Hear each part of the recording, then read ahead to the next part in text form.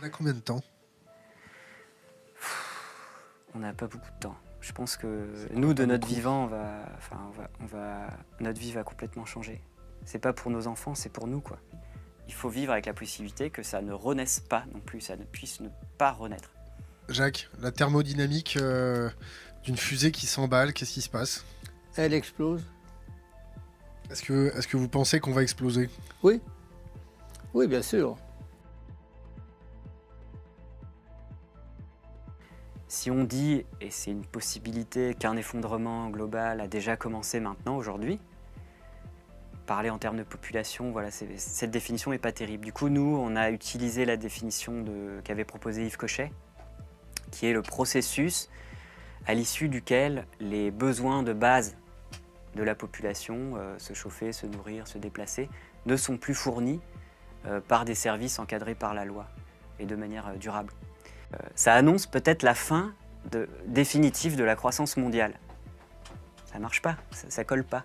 Donc il faut renoncer à ces croyances, à ces histoires, à tout ce qui a fait notre carrière. Si c'est un scientifique qui a déjà, un poste, qui a déjà des publications, renoncer à tout ça, c'est difficile. Donc on est pris dans des schémas. Et donc, nous avons toute une série de courbes d'évolution croissante vers le non supportable. Donc, effectivement, je crois qu'il se passera des choses. Et ces choses seront mauvaises. De faire ça, on est dans un stock fini. Stock fini, ça veut dire qu'à un moment ou à un autre, on va passer par un pic de production.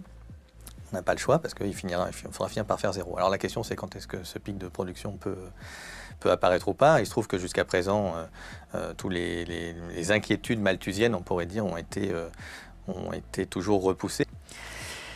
Est-ce qu'il y a des menaces? Alors la réponse est oui, sauf que pour le moment on voit la partie sympathique de la menace. On pourrait presque dire que l'énergie c'est une drogue. C'est-à-dire que c'est quelque chose qui dans un premier temps est très sympathique. Plus on en consomme, plus c'est sympathique. Sauf que les effets désagréables, le côté gueule de bois arrivera derrière. Non, indépendamment même de la démographie. C'est-à-dire si je prends juste une population, je ne touche pas à la population et je reste et je partage pas, je reste avec les inégalités, etc. Et je reste avec ce que j'ai aujourd'hui. Je me crache quand même, puisque de toute manière, j'ai une consommation inéluctable de ressources non renouvelables d'un stock fini. Donc je finis par tomber. Ce n'est pas seulement le réchauffement climatique, c'est toute la dégradation des sols par l'agriculture industrielle dans le monde entier, et pas seulement en France. C'est la disparition de la biodiversité, c'est la déforestation généralisée, c'est des phénomènes, les pollutions énormes des villes, et tous ces phénomènes déterminent les uns les autres, avec en plus le réchauffement climatique, pour arriver à une situation aggravante qui elle-même va créer de multiples problèmes humains, des migrations, des famines, lesquelles vont elles-mêmes sont déjà commencées. Ah non, mais attends, il y a 3 manières de mourir en masse, c'est ça. Guerre, maladie, famine. On n'y manquera pas. C'est les 3 manières qu'il y a de mourir en masse. Le climat, le pic pétrolier, tout ça, c'est des mots gentils, théoriques, des chiffres de scientifiques. Mais tout ça, c'est des effets de contagion qui débouchent toujours sur 3 choses. Guerre, maladie et famine. Et les 3 sont interconnectés et se nourrissent l'une et l'autre. Et il peut y avoir des causes climatiques, des causes... On n'arrivera pas à dénouer toutes les causes, mais ça termine toujours comme ça.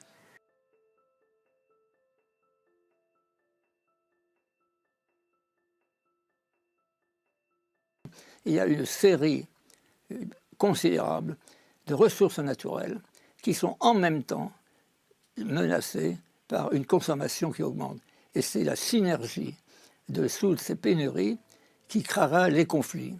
Le problème, c'est que la manière dont on utilise aujourd'hui nos métaux ne nous permet absolument pas d'atteindre des taux de recyclage de ce type-là. Alors, à quelques exceptions près, par exemple le plomb, qui est utilisé principalement dans les batteries de voitures, tout ce qui est terres rares, alors les terres rares ne sont pas forcément rares, c'est une dénomination qui date du 19e siècle, tout ça c'est recyclé à moins de 1%. Moins de 1%.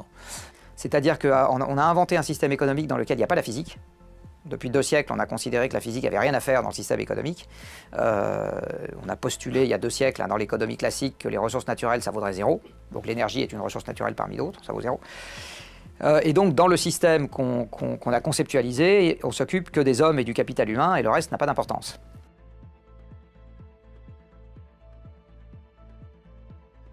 On n'a pas la limite dans les ressources qu'on peut avoir, qu'on a sur la question des énergies fossiles ou autres, d'ailleurs, qui est la question du retour sur investissement énergétique. Quand je vais aller récupérer un baril de pétrole, il ne faut pas que j'ai mis au départ un baril de pétrole en énergie d'exploitation ou en énergie grise pour construire la plateforme, etc.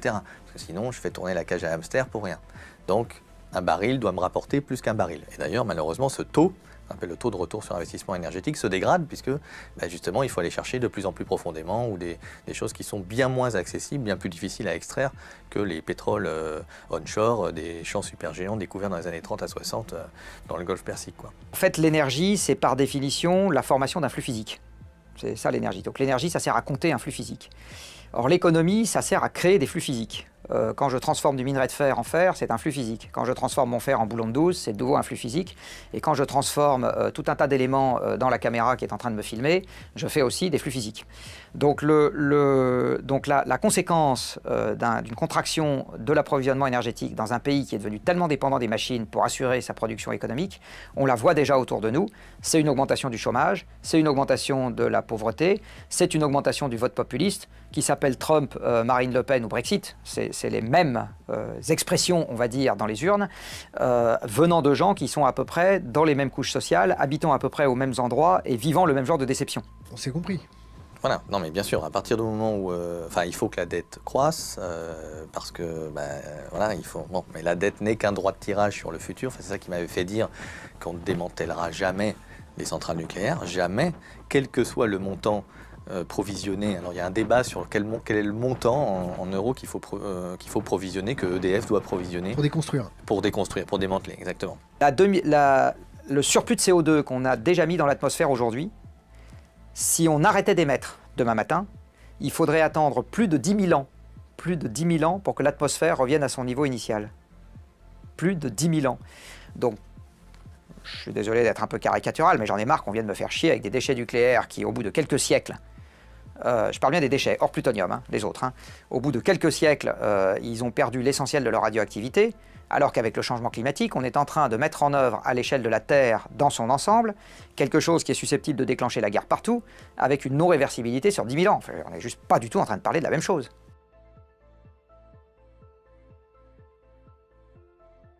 Que le problème échappe complètement au pouvoir politique. Et d'ailleurs, on peut trouver un exemple très simple, c'est qu'il y a eu la COP21 il y a maintenant 3 ans, quelque chose comme ça, et tous les États ont promis d'améliorer le bilan carbone. Rien n'a été fait par aucun gouvernement depuis. Et donc, ce n'est pas possible. Sur le plan écologique, nous avons passé des seuils qui montrent que quoi qu'il se passe demain, il y a des choses irréparables. De la même façon que quand vous cuisez un peu trop votre gâteau et qu'il est noirci, vous ne pourrez jamais récupérer les ingrédients pour en faire un autre. Le principe d'irréversibilité s'applique aussi aux dégâts que nous avons faits sur l'environnement, quelles que soient les technologies que nous déployons désormais. En fait, il y a 15 grandes boucles de rétroaction, je parle du climat. Dans le climat, genre la fonte du permafrost, la fonte de la calotte polaire, les premières qui se déclenchent à +1, +3 degrés, sont déjà énormes. Il y a les moyennes qui se déclenchent à +3, +5 degrés. Et il y a celles qui se déclenchent à plus de +5 degrés. Et le problème, c'est ce qu'ils disent, c'est que les premières boucles ont la capacité de déclencher les deuxièmes, les moyennes, qui déclencheraient l'ensemble des boucles de rétroaction, ce qui fait qu'on irait très vite vers une trajectoire thermodynamique de planète étuve. Et les scientifiques nous disent, en fait, on est dans une pirogue, on voit le courant accélérer, ça remue, on ne peut plus ramer en arrière, c'est trop tard. Et devant, il y a les scientifiques qui disent « Oh, regardez, il y a un grand vide à 200 mètres. » Effroi, sidération. Par contre, l'équipe dit, et c'est un peu comme le GIEC, « Regardez là sur la gauche, il y a encore un petit rocher, on peut espérer s'accrocher. » Si on rame tous ensemble, maintenant, à fond et de manière coordonnée. Et tous, c'est l'humanité. 3 à 5 degrés à la fin du siècle, en moyenne mondiale, c'est 6 à 10 degrés sur les continents, parce qu'il fait plus chaud sur les continents qu'en moyenne mondiale. Il n'y a aucune agriculture qui résiste à 6 à 10 degrés de moyenne à la fin du siècle. Aucune.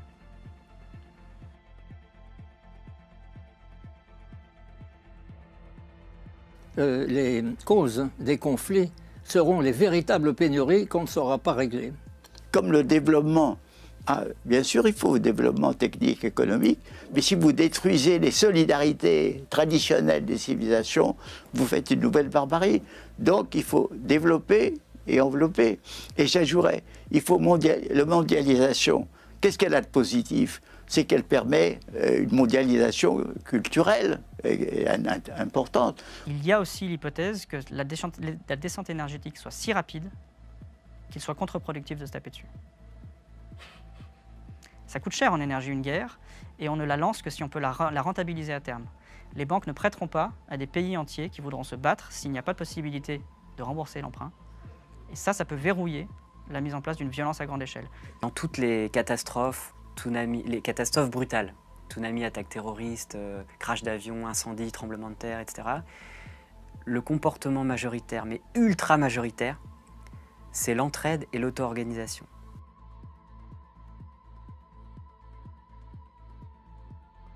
Genre les étapes de la prise de conscience, et il décrit 5 stades. Stade 1, c'est déni, il ne se passe rien, il n'y a pas de problème. De toute façon, s'il y a un problème, il suffit de plus de croissance. Mais stade 2, c'est il y a un problème. Gérard Rolls. Le climat, le pic pétrolier, non, c'est le nucléaire, mais non, c'est la finance, mais non, t'es con, c'est les inégalités, non, c'est ça, non, c'est ci. Il y a un problème majeur qui focus tout. Et puis à un moment, on passe au stade 3, c'est en fait, non, il y a peut-être 2 ou 3 problèmes. En fait, peut-être que climat et pétrole, c'est lié. Et puis après, on creuse, on se rend compte que tout est lié, en fait, de manière inextricable. Et stade 5, c'est...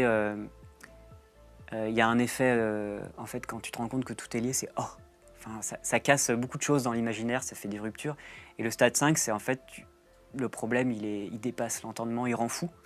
Si tu penses trop, tu deviens fou. Et si tu n'y penses pas, tu deviens fou aussi. Et le problème, c'est qu'à chaque stade, on perd 90% des gens.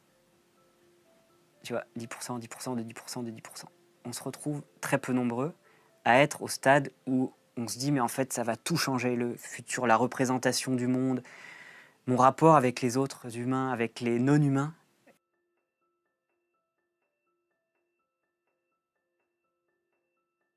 Et je leur dirais aussi, qu'est-ce que c'est qu'une vie bonne?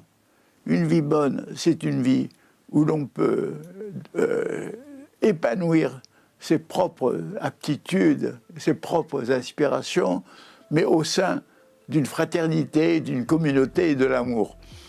C'est pas l'égoïsme fermé, c'est pas se fondre dans une communauté fanatique et croyante, c'est à la fois l'un et l'autre ensemble. Je dirais, vivez, ça c'est la vie, allez dans ce sens. Voilà ce que je leur dirais. J'évoquais dans mon parcours ce qui a le plus marqué, le contenu très abstrait pourtant de mon travail, c'est mon expérience, le contact direct avec la réalité. Mais c'est ce qu'il y a de plus formateur à la fois pour l'esprit et pour l'émotion, et c'est ce qui permettra justement d'ancrer dans la réalité et le pragmatisme, qui évitera les raptus, les explosions psychologiques, les décompensations psychologiques. Il faut absolument retrouver le contact avec la réalité. C'est ça le message pour ceux qui grandissent aujourd'hui. Être soi-même, c'est le conseil d'ailleurs de Socrate. Il n'y a rien de nouveau là-dedans. Honnête, savoir s'analyser et choisir des buts à son niveau. Désolé, c'est juste m'excuser, désolé pour... Tu vois, si on met une bouteille à la mer et qu'on la retrouve en 2050 ou en 2100, si jamais il y a quelqu'un qui la retrouve, c'est... désolé les gars, on est parti trop vite, on n'a pas rangé, on n'a pas remis les choses en place. On a foutu un bordel monstre et... bon courage.